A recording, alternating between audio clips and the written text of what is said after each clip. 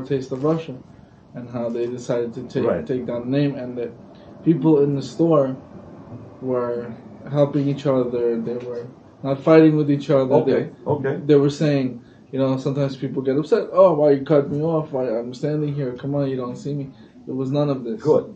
But in the perspective of the day that we're discussing as the day of independence of Israel, that really opened the gates of the Eretz Israel for Aliyah. What do you think about this war? What do you think this war causes? Anyone can give an idea? What's going on now? Do you know what's going on? Dislocation.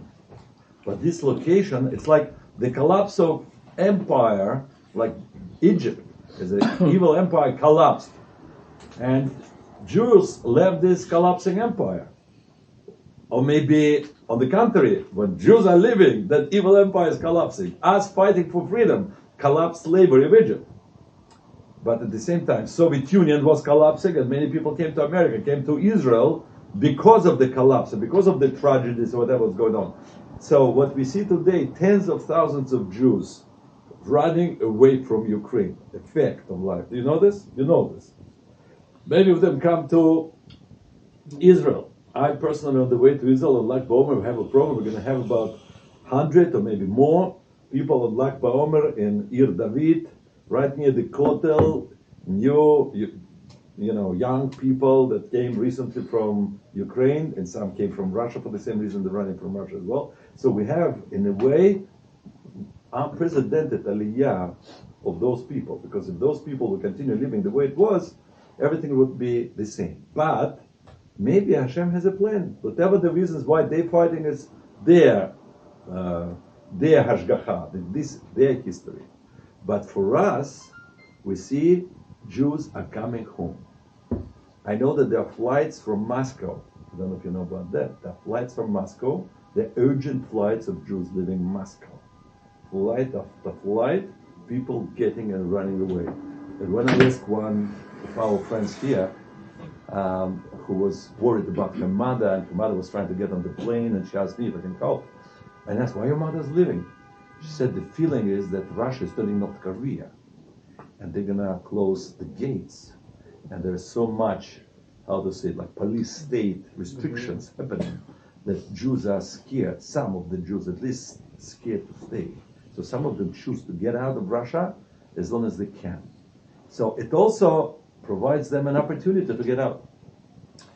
So therefore, simply maybe as a summary of the story that we can see of the Pesach Seder that we have, I want to share a thought of Maharal and open the floor for you, and I wanted you to share your thoughts about today's day and anything else connect, because I wanted to connect Independence Day to my life, because if not Independence Day, I would be still in Moscow. I wanted to connect it to current events, because I see also Hashgacha Prati, the Jews are coming back to Israel. It is an opportunity for us to connect them to the Jewish community, to their Jewish heritage, and also to understand something which may be very powerful and important in our lives. Because we speak about Seder, right? What is Seder? Seder night. Maharal asks, Ger Rebbe is like, Seder, to call this night Seder, when speaking about extraordinary miracles, and call this order. Seder means order. How you can call extraordinary with this word order? So one of the answers we hear is that for us Jews, miraculous is our order. We need to learn how to make miracles. And the main order, so to speak, of the Seder, according to Maharal, is not just the words, and not just the 4 cups of wine, but the body language. When we take matzah, and then we take maror, and then we make a sandwich. And when we take matzah, Maharal says, you know what matzah represents? Mashcheni acharecha narutza. Yeah? Mashcheni acharecha narutza. Mashcheni acharecha narutza. In Shir HaShirim it means, pull me and I will run, says Maharal. First of all, Hashem made our life in Egypt bitter. And then he said, get out of Egypt. And then we eat sandwich. Like, what's the idea? Okay, what's the point? The idea is, Steve. So the idea, so we have Steve. I'm just going to finish one thought. Please come here. The idea is that why are we living? Right here? Why are we living? We are living not only because Hashem tells us come, but because Hashem made our lives bitter. And sometimes we're in a comfort zone, and we feel, everything is good. So when everything is good in Moscow, when everything is good in Kiev, when everything is good in Manhattan Beach, in New York, or anywhere else, it's very difficult to live. So Hashem orchestrates a little bitterness. And then He says, come to Israel. And then we run, and then we take the two things. First of all, we say, we're so happy. We had this matzah because Hashem told us to come. Yeah, the discomfort was so bad. But when we already look retrospectively back, we say, if not for this maror, not for this bitterness, I would never leave. That's what made me run. You know what made me run? Maror made me run. Maror, bitterness made me run. And therefore we put the matzah and maror together and we say Shema Israel. The idea that Maral says, he says, matzah, Shema Israel, please, do you understand? Matzah is freedom. Hashem is giving it to you, calling you to free yourself. Elokeinu, maror, bitterness of discomfort, problems, challenges. But when you learn the important lessons from this bitterness, only then you understand that the bitterness itself inspires you to free yourself and be free. With this, I want to thank Steve, who agreed today to come and inspire us with your love for Israel. Can I say something? Please. I escaped from Hungary When? in 1956. After 1954 invasion of Russian forces. And Maron, what you said, the life in Hungary was a bitter. My father wouldn't leave. He didn't live later. Because the same situation right now, the revolution opened the door to Jews to live. And the Russian invasion made us run even faster. I saw so many Russian dead and unbelievable. And it's just pure luck I made it to Vienna. When did you leave? 1956. Yeah. 1956. Yes, that was a terrible time. Before also, I was beaten up as a Jew every day, but made me to go to Israel. As like he says, they make the Jews to go to Israel, but that doesn't mean they stay there. So I just want to say thank you so much, Steve, for coming. In my small, humble opinion, it's just when someone once asked me, the story of the Jewish nation is a story so filled with miracles. As it's mentioned, you have the Exodus of Egypt, you have the plagues, you have when the splitting of the sea. So a guy wants to know, I haven't seen any miracles. What is this? You're telling me my source of faith is supposed to be miracles. The Jewish people is so special. God, prophecy. It hasn't happened in thousands of years. And if it's a little bit hard to connect to ancient history. So what I answered him is that we have to really look at recent history. You're right. And in recent history, there are two events that God touched the Jewish people in such a blatant way that we cannot deny God's connection with us anymore. One, of course, is the Holocaust, and one is the Jews coming back to Israel and creating a state, having their own autonomy. And that is a source of great inspiration and faith for all us Jews in the modern era. And some of us who were born, us millennials, who were born much later, even though it was so short, such a short time ago, we still don't connect with it so much. That's why I, for one, in this community, living here, I appreciate the people who did live through it, and the people who do talk about it, and talk to us about it, and they show us that for them it was a reality. For them, everyone was so inspired in these very recent years of history, and that's why I appreciate so much when Steve talks about it, when Mr. Steve Adelsberg talks about it. Without further ado, please, Steve, share with us. Oh, thank you. At the risk of repeating myself, there are certain things when you say miracles that I always say, and it's worth repeating because this way the miracles of Israel stick in my mind.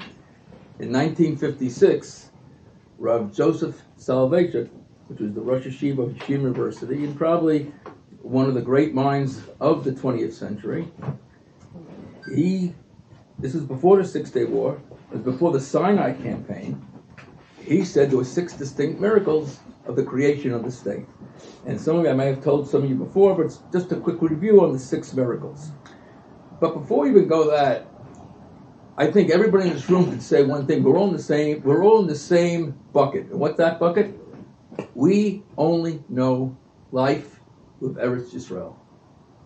We only know life that we have in Israel. That we only know life that could go down to JFK, go down to Newark, go, see what points you have. There's 4, someone told me there are 4 airlines that go directly, nonstop to Israel, Eretz Yisrael, and you could get there in 10 hours. When one of our grandfathers went the first time in the 60s to Israel, the whole family went down. What do you mean the whole family went down? I think it was JFK. It may have been called, the old name was Idlewild Airport. Kennedy was assassinated in 63, so somewhere around 64, 65, they renamed the airport. And they had an observation deck where that used to be the great place for shidduchim dates. He would take you up to watch the planes take off, take in, whatever. But the family would go down to this observation deck, and they would wave goodbye to the Zadie and Bobby, because they were making their first trip to Israel. It was exciting. We went down to say goodbye. We went down when they came back. And it was like, wow. But here, we, as I said before, only know the state of Israel. Every generation before us, for 2,000 years, can't even relate to that. And so the Rav says, at this point, there were 6 miracles of the state. Now, run through them very quickly because you've heard of them before. The first one, of course, that the United Nations, Soviet Russia, United States, all the countries, they voted for a state. If you go to Katimon in Yerushalayim, there's a street that's called Chaf Tet November. November 29th. November 29th, 1947 was the year that in Lake Success, the United Nations voted for the creation of a state. Ask anybody now, would you even think about the United Nations making a vote, a pro-Israel vote? If you don't call that a miracle, what can I tell you? Number 2, he would say from the Shoah, from the Holocaust. We're generation 2, mostly generation 3, but from the Holocaust, a generation that was almost completely wiped out, 6 million Jews. From this ashes comes the state of Israel 3 years later. Bob said, is that a miracle? I don't know what it is. The third miracle, he said, in 1948, 60 million Arabs wanted to throw us into the sea. They weren't successful. Every country, all those nations in Chaf Tet November 29th, 1947 voted, yes, we'll give you a state, but you're on your own. No one's going to give you anything, no aid, there's nothing coming from America. Yeah, I think you could read an article, if anyone's interested, we'll send you an article how Rabbi Lamb, Michael just sent it out today, Rabbi Lamb, the president of Yeshiva University, went up to the Catskills and he was at a bullet factory to make bullets to send it to Eretz Yisrael in 1948. That was the American aid that was coming. But we defeated them. Pretty good. Number 4, and number 5, and number 6, the Rav, who is a great philosophy individual, he's so philosophical. The Christian church, the Catholic Church, believed that the Jew will only return to Zion, he will only return to his homeland through their Messiah.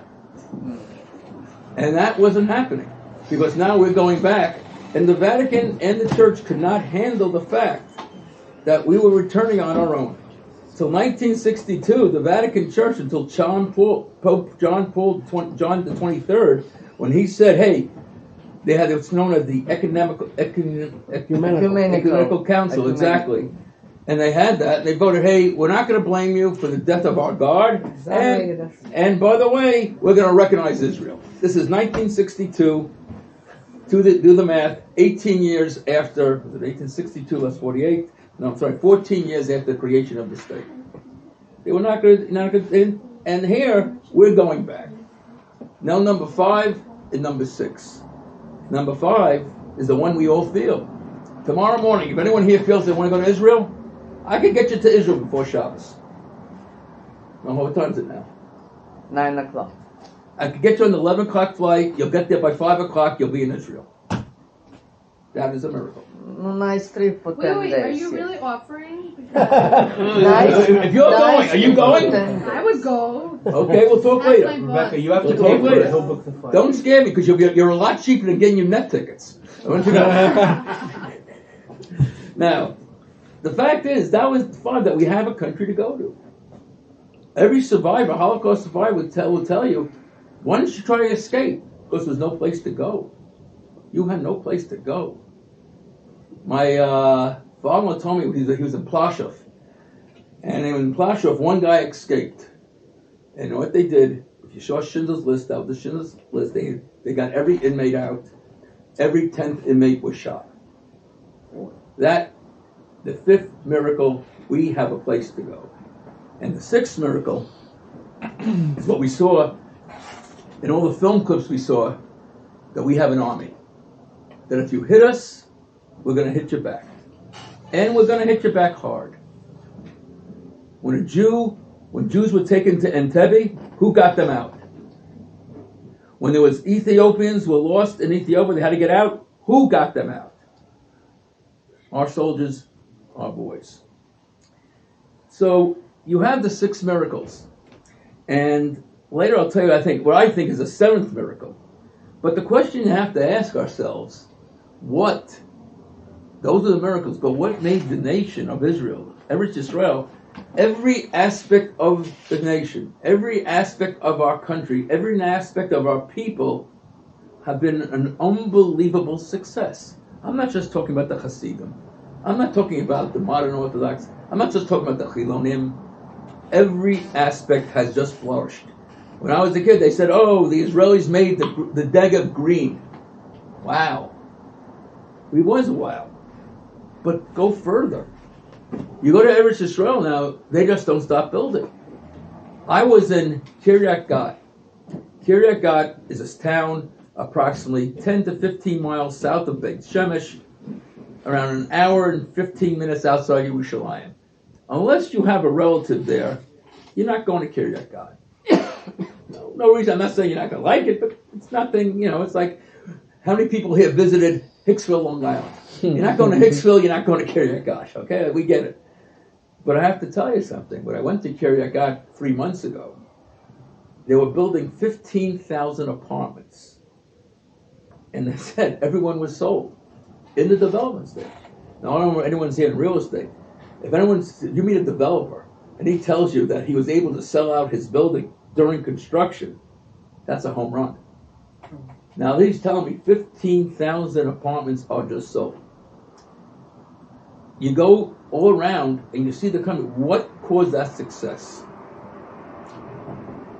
In 1967, we all know about the 6-Day War. And I was in 8th grade, so you were in 10th grade. You were in 10th grade, right? And you were probably, and so we were high school students. And it was June 6th, the war started. We were taking finals. And we had a Gemara final. And we're in a room like this, and the final was that the head Rosh Yeshiva, the head rabbi, would come in, and what he would do, he would test us. This was Monday morning, the war started.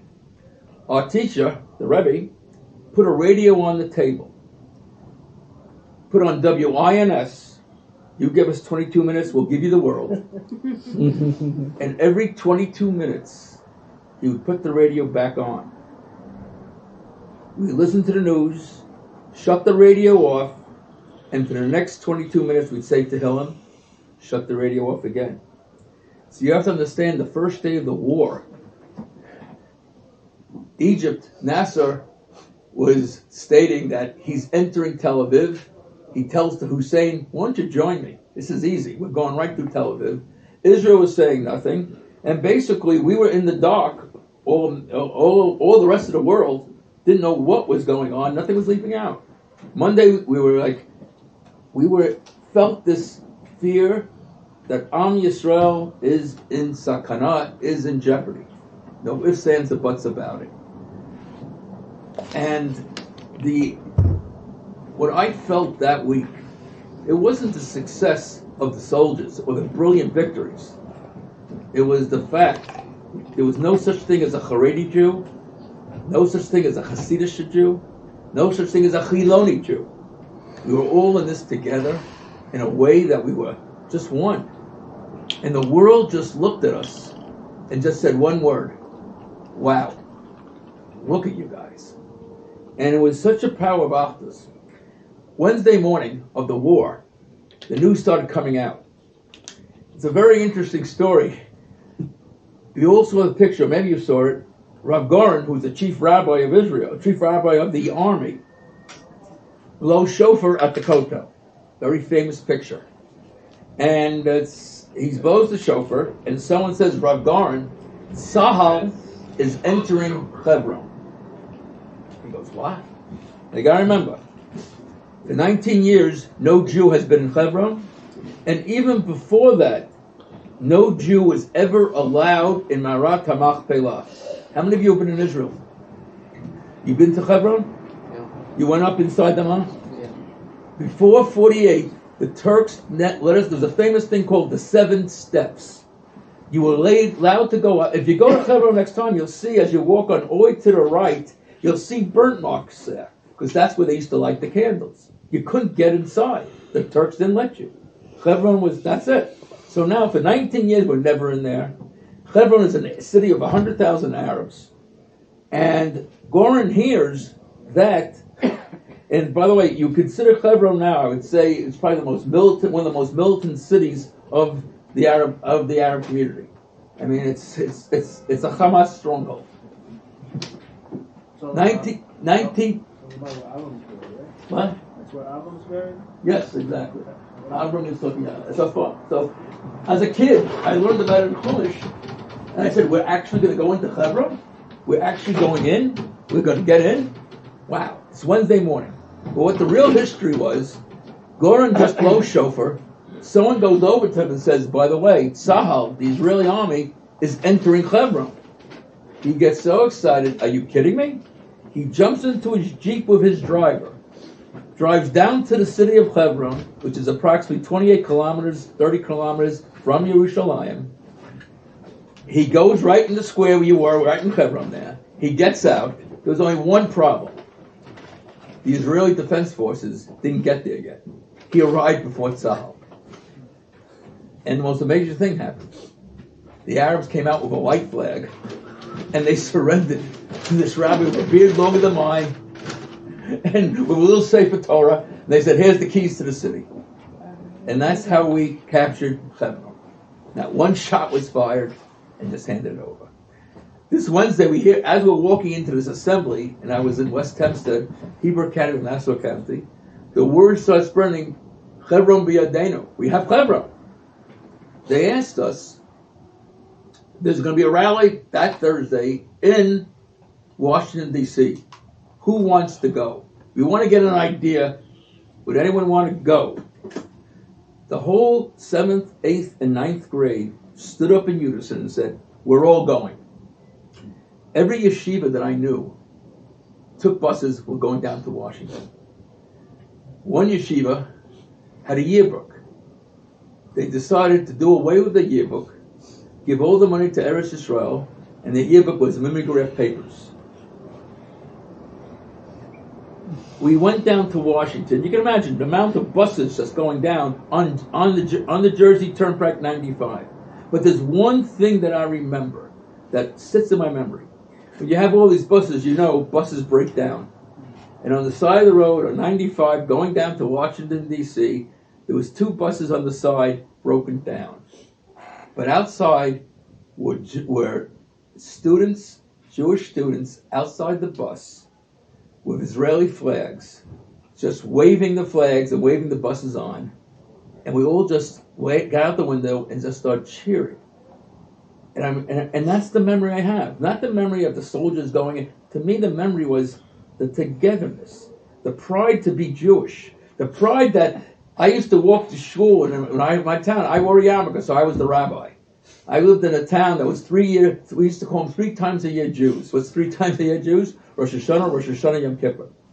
And all of a sudden, these people who basically says, I don't know anything about this stuff, came up to me and says, wow, way to go. I said, way to go? I didn't do anything. No, you've always been there. And we were so together that was the success of that war. And it made me think, so what was the success that Israel enjoyed? We know the miracles. God did the 6 miracles. We got it. And you might even say there's a 7th miracle. What's the 7th miracle? When I said before in Kiryat Gat, there's 15,000 apartments being built. You have to realize, when we would go to Israel, does anyone here remember the first time you went, how much was the exchange rate? It was approximately 4 to 1. Exactly. 4 shekel to $1. What's the exchange rate today? 340.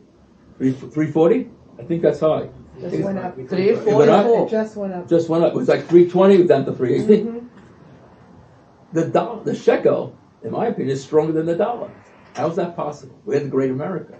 There used to be a joke that when after the 6-Day War, America loved the Israeli generals. Rabin, Dayan, we love your generals. So the Israelis said, okay, we'll make a trade.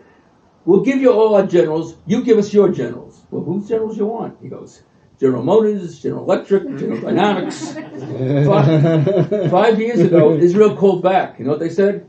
Take back your General Motors. Take back your General Electric. Not exactly what we thought they were.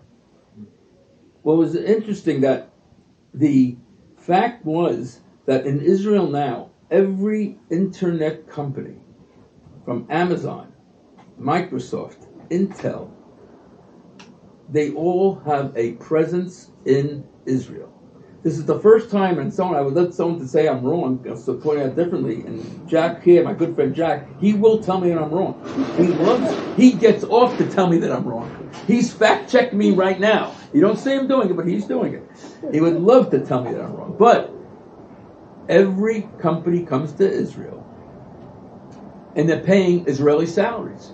We have a friend, Effie, who lives in Israel, has a computer company. He says to me, I can't get a programmer. For me to get a programmer, I don't interview them. They interview me. I go, what are you talking about? Every company, all the foreign companies are offering us them jobs. I have to pay 50,000 shekel a month. That's 600,000 shekel a year. That used to be $150,000 it was for. Now the great Intel has to pay 200,000. So for the first time in the history of civilization, I could say that foreign companies, foreign countries are coming into Israel not for the cheap labor, not for the Chinese labor. They're not coming for the oil in the ground, and they're not coming for the gold in the hills. What are they coming for? Chachmas Eretz Yisrael, the brains of the Jew. It never happened. And they're coming, and they're paying the salaries, and that's why in the government, as some of you will know, the tax rate in Israel is one of the highest tax rates in the world. It's 50%. And the government is a 50% partner of every worker. So the money that's coming into Israel is all from outside. In our country, how do we all get money during COVID? The government printed it. That's called inflation. That's called the problem. That's called interest rates going up. That's called prices going up. In Eretz Yisrael, they're saying the money's coming in from outside. They don't have to print the money. How did that miracle happen? So I tell the story often because it made such an impression on me. The year was 1970. I was 18 years old, and I was in camp, working in a camp. It was a Hebrew-speaking camp called Machaneh Masad, and we had a speaker. Does anyone know what the JDL was? Yeah, Jewish Defense League. Exactly. So you had the Jewish Defense League had a speaker come to our camp. Now the Jewish Defense League was on the right side of town. They're right, very strong, very never again. Their hero is Jabotinsky. Jabotinsky believed the Jew has to be armed. He didn't believe in God, but he believed the Jew has to be armed. And JDL had Jabotinsky as their so-called model. what was interesting, this speaker comes in from the JDL to our camp. And the camp Masai was very Zionistic, but it was to the